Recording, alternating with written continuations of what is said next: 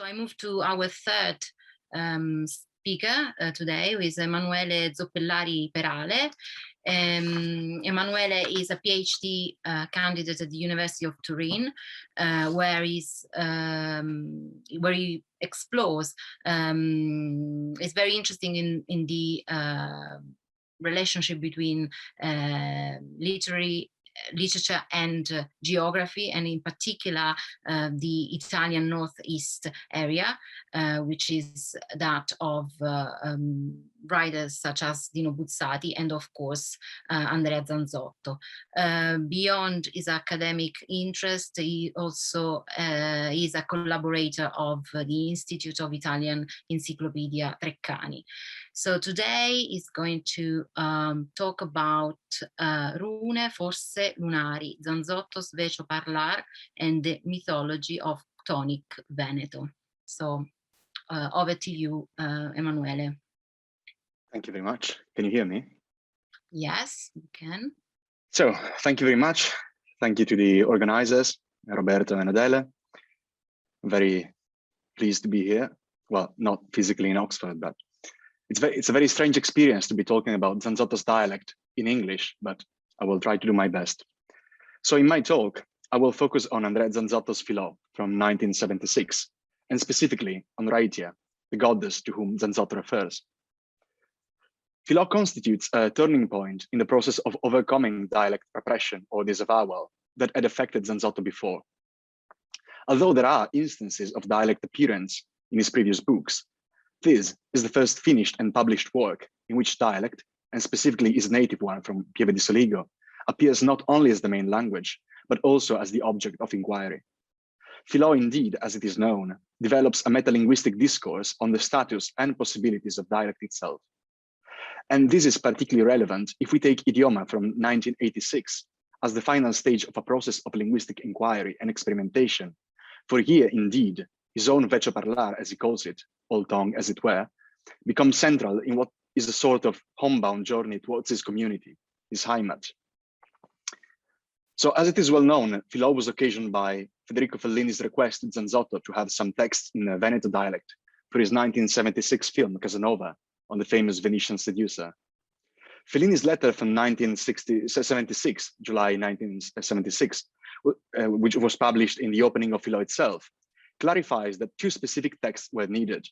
One for the first scene, the ritual on the Canal Grande, what in Filò is titled Recitativo Veneziano, and another for the scene in London with the giantess, Cantilena Londinese. So let's focus on the first scene, which you can see on the background. Fellini describes the ritual he himself envisioned as the ideological metaphor for the whole film. What we see is the immersion by extraction of a giant crowned female head from the water. Fellini describes it thus. I'm quoting from the letter that opens Filò. Una specie di nume lagunare, la gran madre mediterranea, la femmina misteriosa che abita in ciascuno di noi. E potrei continuare ancora un po' accostando con incauta disinvoltura altre suggestive immagini psicanalitiche. So for this scene, Fellini was in need of the liturgical words to accompany his imaginary ritual. A prayer, he says, vecchia come il mondo ed eternamente infantile. Now, if we focus on these two elements, we already see the two main points that underlie and inform Zanzotto's linguistic enterprise in Filò. First, a regression to one's own childhood, the most important moment in psychological development according to psychoanalysis, and furthermore, the time of language acquisition. And secondly, a regression to one's ancestors. The two regressive terms should be understood as one, as we will see. The image and concepts with which Fellini is playing here give Zanzotto the possibility to think of ontogenesis and phylogenesis as identical, one and the same thing, even if only by analogy. The conceptual background of Fellini's request is Jungian through and through. We know that he went to therapy with German Jungian psychoanalyst Ernst Bernhard, who was based in Italy. And if understood from a Jungian perspective, Fellini's Venetian ritual is particularly significant for water, according to Jung, is the commonest symbol for the unconscious. What we have here, then, is the attempt to extract by force the female archetype, the Great Mother, from the water of one's unconscious, an attempt which fails. The ritual, as we know from the movie, does not achieve its aim. The giant head sinks back into the water, and Casanova is forced to remain incomplete, forever yearning, incapable of psychological maturity. So what is a Filò? The word, in the dialects of Veneto, refers to a kind of peasant's wake, and in fact, peasant's wake is the title of the English translation. A peasant wake that used to take place during winter nights, when peasants would gather in stalls to get warm and entertain themselves with storytelling. The word comes from the female activity of weaving, which also took place during Filò nights. Throughout the centuries, this tradition, which was particularly significant as a moment of getting together for the rural community in which stories were told, also gave rise to a tradition of thematic poems in dialect, for instance, those of Villabruna from Feltre and Coraulo from Belluno. Today, far Filò in Veneto means to chat. It's a sort of non-systematic, informal talk. So let's move to the final note of Filò, written by Zanzotto. He says, il discorso visivo di Fellini ha risvegliato in me un insieme di risonanza entro una certa aura linguistica da dirsi veneta, veneziana solo in parte, sia per eccesso che per difetto. He's referring to the fact that Fellini's archetypal film gave him the perfect chance to experiment with his own dialect, which he spoke on a daily basis, as we know, and also to overcome the process of repression or disavowal that had hindered him from doing so in the past. But also he's talking about the fact that the languages with which he worked for Filò are more than just one. Not only geographically speaking, Venetian and the dialect of Pieve di Soligo, but also historically speaking. In fact, he admits the paradoxical and unreal presence of the citazione paleoveneta, the Venetic quotation that opens the book. So here, on the left, accompanied by Fellini's sketch of the ritual, we have a long section of Filò, which I might as well read. My dialect is not the Pieve di Soligo one, is sufficiently close by, I hope, but forgive me for the accents here and there. Dia, tu me sei tornada in qua, dall'aldelà de ciaro mort e morta celluloide. Mal tu me ha fat, in laguna e in calivo e dentro al giat, ma de volerte no podest far de manco. E così ho scritto, non so né che, né con, né cosa. E de là me son riscià piccolà in fora, fino a cavar su da chissà onde, fino a sforzarme con sta seggia sbusada, con sto tamiso de maia aramai massa larga, a cavar sul parlar vecio, sto qua che senti adesso. Quel che per mi le della testa terra, creda, acqua, piera, leda, dreta, intiera, tagliada, intorcolada, mai vista ben, mai toccada, coman, ne rebaltada, terra che se mov da sotto terra, che scriver me ha fatto sempre paura, anche se l'ho parlada da sempre, dalla mattina alla sera, al son de notte. Here Zanzotto is talking to the goddess that came back to him from another chthonic world, leading him to write in his own dialect, something which he says he always feared. Accepting and embracing mythological speech and register, Zanzotto, as we can see, is creating a mythology for his own dialect. Now, in what terms should we understand the mythology surrounding the Great Mother archetype? Sorry, both in traditional stories and in Jungian psychology. According to Jung, and therefore we can assume to Fellini, it is a cluster in itself. The archetype of the Magna Mater manifests itself in one's own mother and grandmother, as Jung says, for instance, and in all other maternal figures of one's life. Moreover, it manifests itself in the various goddesses in all their incarnations, and in the eternal, unchanging archetypal female essence and attributes in Jungian terms. Moreover, in nature, both in itself and personified through allegory, and again, in a whole array of images of water, matter, the moon, and the underworld. And these are all themes which we can find in Zanzotto Magna Mater too. Specifically, we must consider the importance of the death of his own mother in 1973. Hence, as it has been suggested, Filò should be understood as a return, more properly a descent, to motherness, as it were, even through the rediscovery of the maternal tongue, i.e. dialect. But this in Zanzotto is connected at this stage with an ongoing research on the concept of origin and the original language, so that the Ammensprache, what he called Petel, becomes identical to the Ursprache, the original language. And in Zanzotto's Great Mother, we also see reflected and personified this landscape, which always possessed maternal traits. Just think of Dietro il paesaggio, and the Veneto region as a whole. And as many have noted, in this mythological cluster, we see the moon, quintessential figure from Zanzotto's early poetry up to Gli sguardi, I fatti e senal. Hence, we can understand the goddess in Filò as a figure which responds to many existing open questions in Zanzotto's poetry up to this stage. It is a concept with which Zanzotto had already played and will keep on experimenting. The slim volume of Gli sguardi, I fatti e senal opens with a drawing, which is a detail taken from the first picture in the Rorschach's psychological test. And Zanzotto commented that it is a vaguely female figure in which you can see, or we are supposed to see, female genitalia. And of course, the whole poem, as it was said this morning, is centered around Diana, the moon goddess. But what I'm interested in here is the fact that Zanzotto's goddess takes on a very precise name, and it is on this name that I will focus. And the name is Reitia. We already see it in the draft of Egloga in Dialetto sulla fine del dialetto from approximately 1969-1971, in which, moreover, the fourth section, as a handwritten note explains, was supposed to be written in Venetic.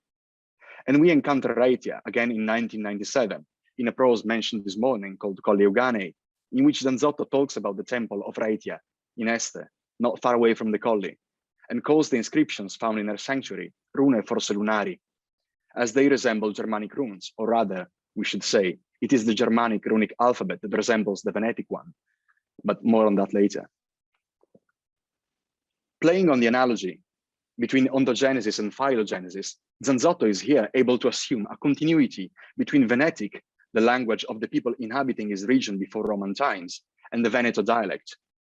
There are many texts in which he discusses this, sometimes citing the anthropologist Andrea Leroy-Gourang as a source for his methodology, other times fantasizing on a continuity between Italian dialects and Proto-Indo-European, other times justifying his empathic and visionary approach to dialect, which moves through analogies and mythological speech, also on the basis of the linguistic research of Giovanni Battista Pellegrini and Aldo Prosdocimi.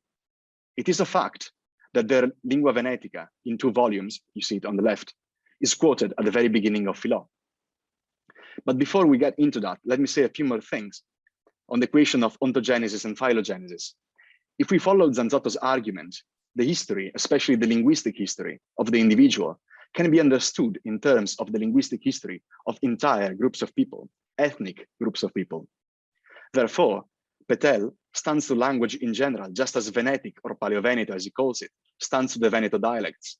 Hence, the regression to Venetic seems justified on the same grounds of the regression to Petel, in an unquenchable search for origins.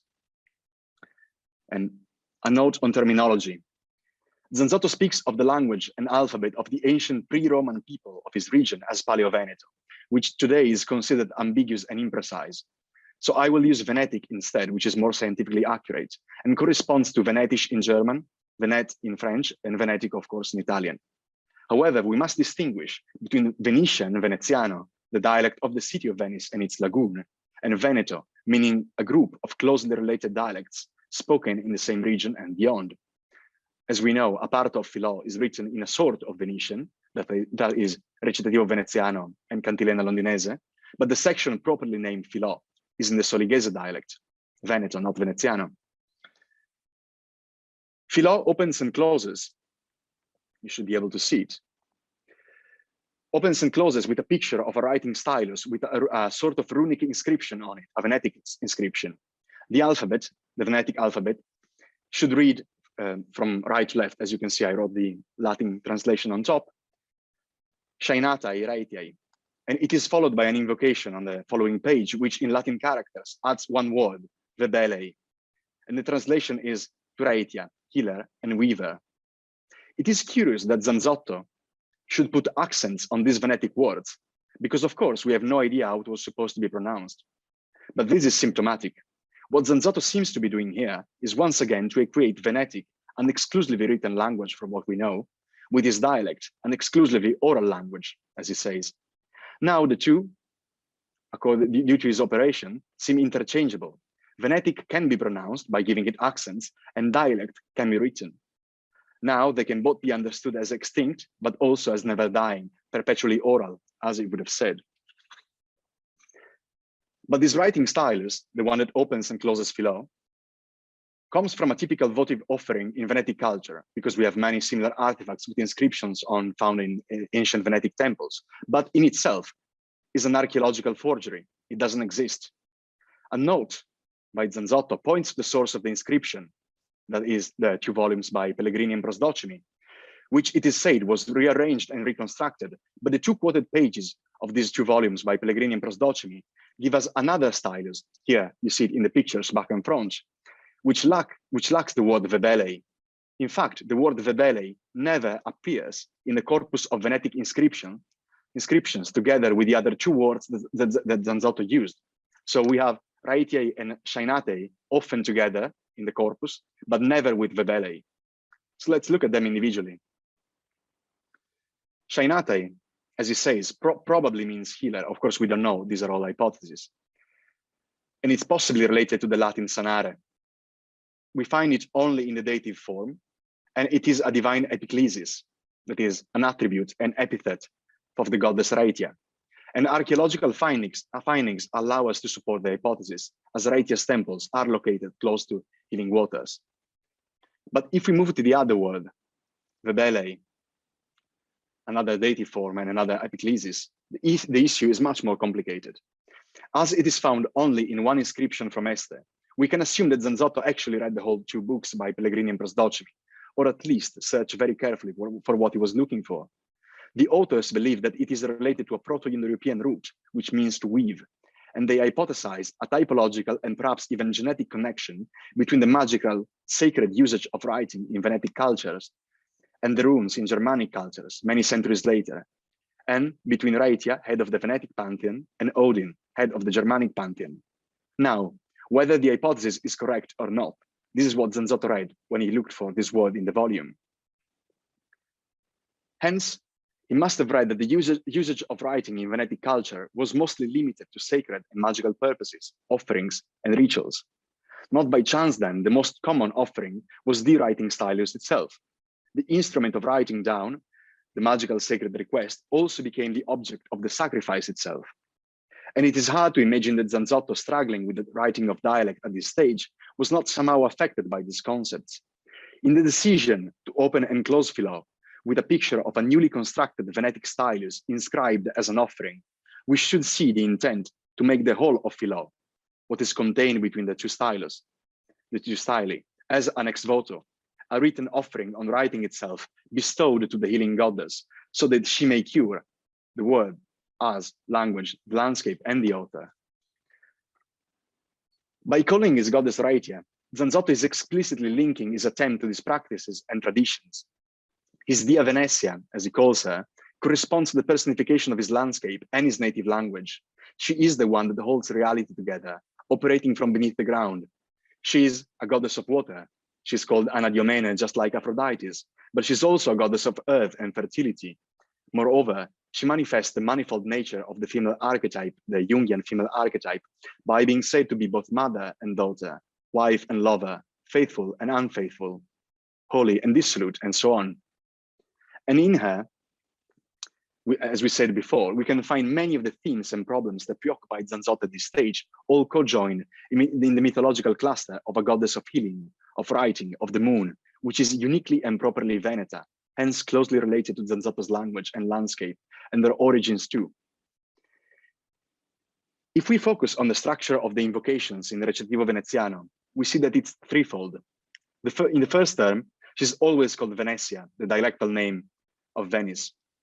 The third term is Venusia, from Venus. After all, by being Anadiomene, she's of course related to Aphrodite. And the second term changes in each stanza in a way which I'm not going to cover today, as I don't have the time, I think, but that combines both infantile creative wordplay, something akin to Petel, which once more shows the equivalence of Venetic, Veneto, and baby talk for Zanzotto's purposes here, and the ancient art of the indigitamenta, when in pagan times, the names of the deity had to be properly listed and enumerated so that the prayer or the spell could work. What happens in Zanzotto's text when the ritual fails? Babel, linguistic confusion, an explosion of competing languages. Since Reitia is the goddess that holds things from the underground, the chthonic unity and stability of the surface world, we see here a kind of causal chain that constitutes the main issue and catastrophe of our times, according to Zanzotto. The fact that the dissolution of language goes hand in hand with the dissolution of landscape and reality as a whole, passing through the dissolution of one's own psyche. Fighting for landscape means fighting for dialect, Zanzotto says, and likewise, a destroyed landscape will produce a destroyed psyche, which in turn produces a destroyed language, and so on. By calling upon a weaving goddess, which, if looked at from comparative mythology, is always the same as the deity of destiny, Zanzotto is uttering a specific sort of prayer, of which Filò, with its higher ethical purpose, is both the content of the prayer and the object of sacrifice. Weaving, as we know, is a highly significant and powerful aspect in Zanzotto's imagery, often invested with a sort of sacrality. And we can think of many examples, and here I gave you some. But it may be interesting to notice how he was also supposed to write the dialogues for the weaver scene in yet another scene of Fellini's Casanova. So if you've seen the movie, you will remember from the beginning of the movie, there is a scene with weavers, a very peculiar scene with weavers sitting around a circular table and hiding underneath the cloth, they're weaving. And Zanzotto was also supposed to write a dialogue for that, but eventually the scene was cut, as I said. But I think perhaps the most relevant example to understand the kind of activity Zanzotto is thinking about here, and there I will end, is a figure closely related to the peasant's practice of Filò, parlar. That is Maria Carpela from Idioma, a paradisiacal character, as we remember. Zanzotto, who wrote her poems less than 1 year after Filò, says that l'andea pontar per le case, which he translates pontar as weaving. But that actually is not correct, not entirely at least, because pontar is not exactly weaving. It's more like mending and patching something that is already ragged and worn, in hopes that it may hold a little longer. And this to me seems to be Zanzotto's most basic request to his maternal weaving goddess. Thank you very much.